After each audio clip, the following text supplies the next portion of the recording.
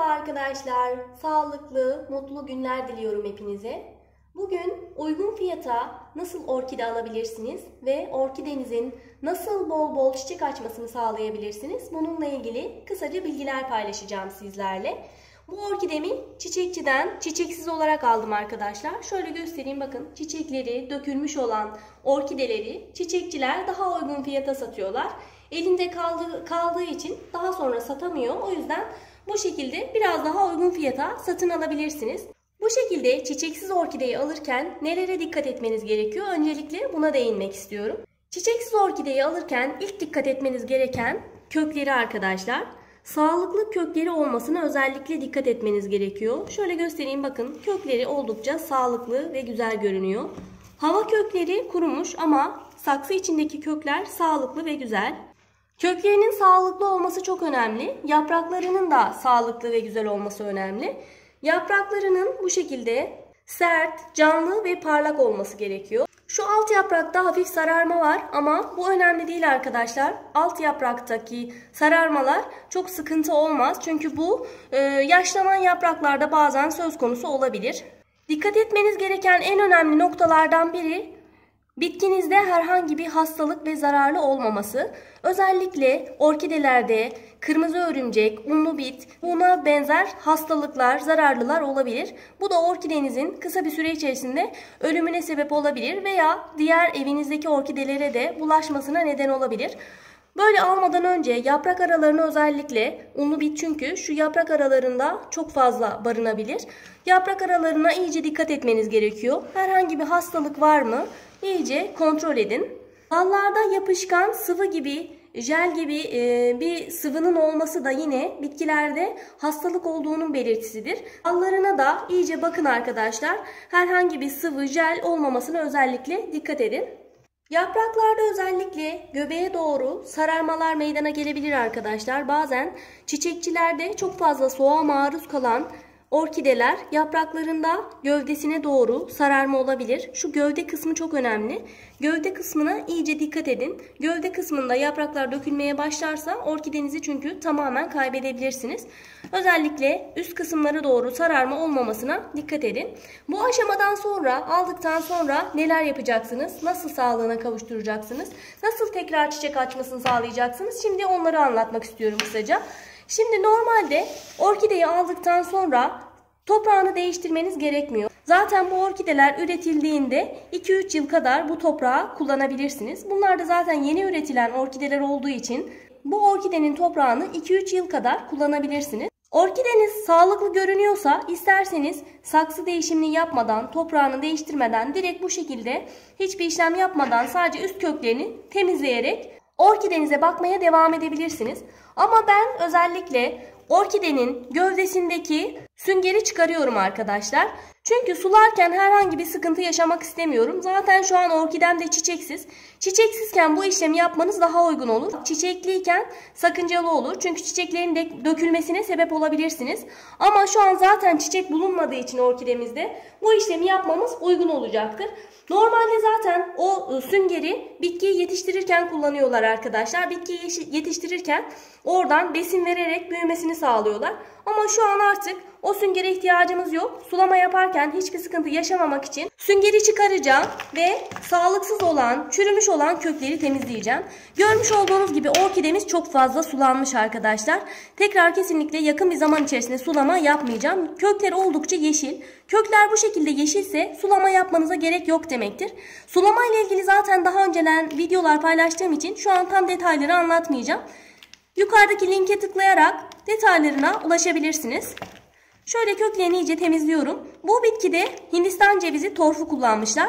Hindistan cevizi torfu kullanılınca orkidenin sulanmasına çok dikkat etmek gerekiyor. Aksi halde köklerde direkt çürümeler meydana gelebilir. Çok fazla çürüme yaşanabilir. Şurada sünger var gördüğünüz gibi. Hemen onu çıkarıyorum ve çürük köklerini de temizleyeceğim.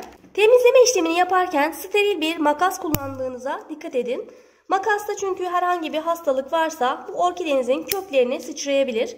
Şöyle köklerini temizliyorum, koparıyorum. Şu yaprak artık sarardığı için bu yaprağı da koparabilirsiniz arkadaşlar. Görmüş olduğunuz sünger çok fazla suyu emdiği için şu gövde kısmındaki köklerin çürümesine sebep oluyor.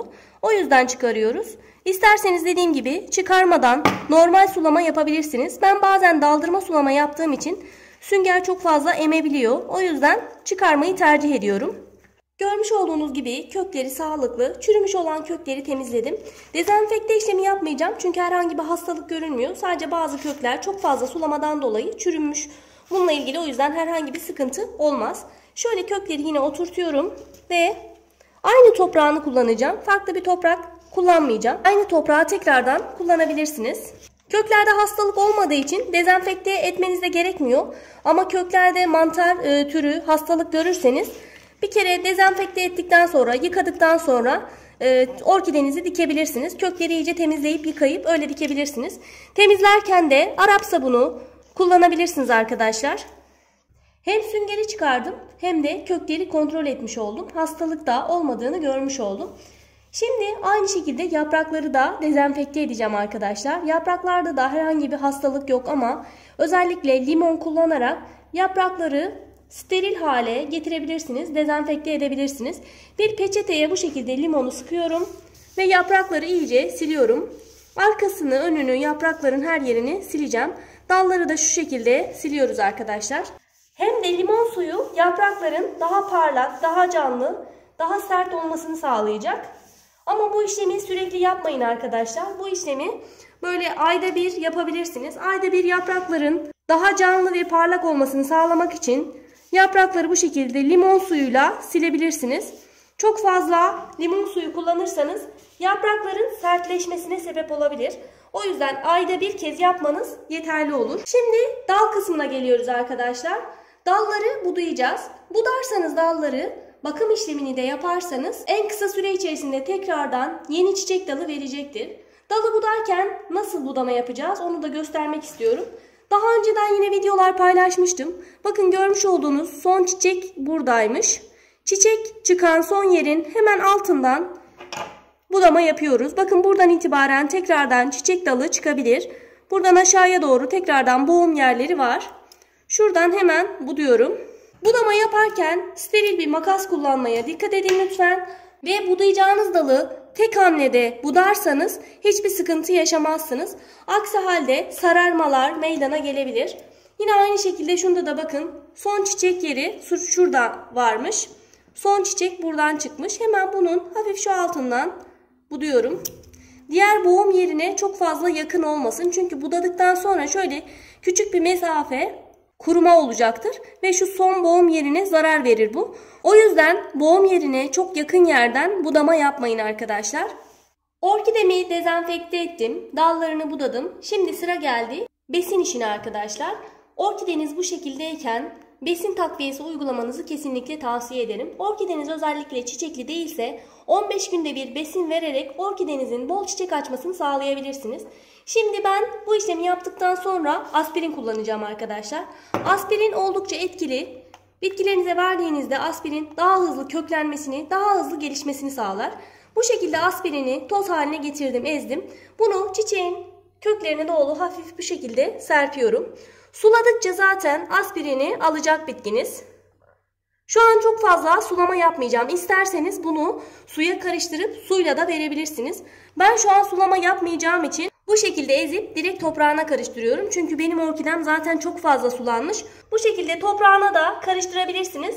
Ya da suya karıştırıp suyla da verebilirsiniz arkadaşlar. Böyle bakın toprağına karıştırdığınızda zaten sulamayı yaptığınızda o toprak iyice emecek ve kökler bu besini alacaktır. Bir çay kaşığı da tarçın vereceğim orkidemi. Daha önceden yine videolar paylaşmıştım sizlerle arkadaşlar. Tarçının orkidelerde müthiş etkisi var. Ayrıca tarçın antiseptik özelliğe sahip olduğu için orkidede herhangi bir köklerde herhangi bir hastalık oluşmasını, zararlı oluşmasına da engel olacaktır. Bu işlemleri tamamladıktan sonra dikkat etmeniz gereken en önemli nokta orkidenizi koyacağınız yer arkadaşlar. Orkidenizi bol ışık alan bir yere koyarsanız, bu dediklerime dikkat ederseniz ve odanızın sıcaklığı 15 ila 25 derece aralığında olursa en kısa süre içerisinde yeni çiçek dalları oluşacağından emin olabilirsiniz. Bu gördüğünüz daha önceden çiçeksiz olarak almış olduğum orkidem. Üzerinde 4 çiçek dalı vardı ama çiçekleri dökülmüş olduğu için çiçekçiden 10 liraya almıştım bu orkidemi. Daha önce görmüş olduğunuz işlemlerin aynısını bu orkideye de yapmıştım.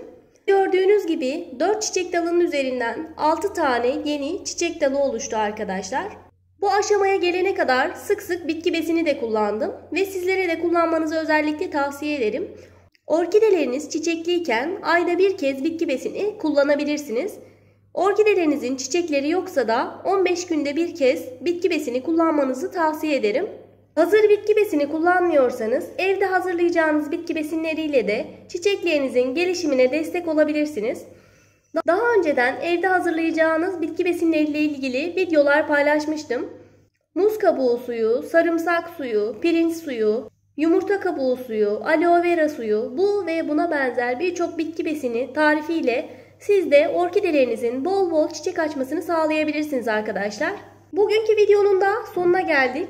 Videomu buraya kadar izlediyseniz ve faydalı olduğunu düşünüyorsanız beğenmeyi unutmayın lütfen. Ayrıca yeni videolardan haberdar olabilmek için kanalıma abone olabilirsiniz. Sorularınız ve yorumlarınız da benim için çok değerli arkadaşlar. Siz de yorumlarınızla videolara katkıda bulunabilirsiniz. Başka bir videoda görüşmek üzere. Şimdilik hoşça kalın.